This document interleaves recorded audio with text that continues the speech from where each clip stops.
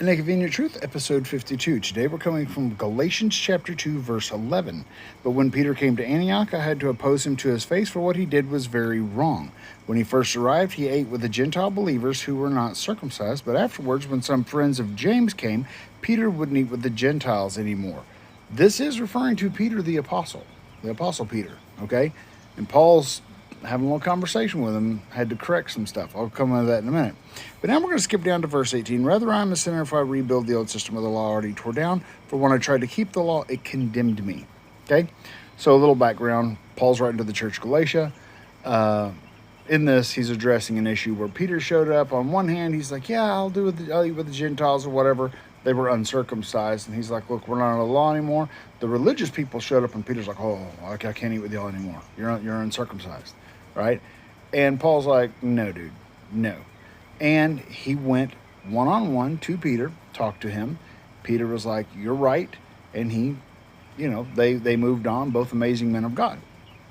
But there was some correction there, okay? Now, the first thing I want to address is that, and that is where there are times when you have an issue and someone is trying to bring stuff that is not biblical in, you address that person individually.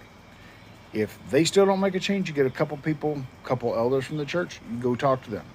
If they still don't make a change, you take them in front of the whole church.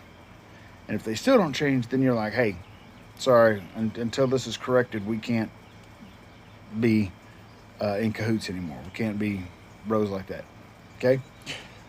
The next part I want to address, and this is very important, this is the main thing I wanted to address today, is in the American church, there has been recently an influx of churches bringing Judaism and principles from Judaism back in. No, absolutely not. I'm going to put my foot down on this one and say no. The Jews, we respect who they are and that Christ came through their bloodline. He makes it very clear. The whole New Testament makes clear you pray for the Jews, right?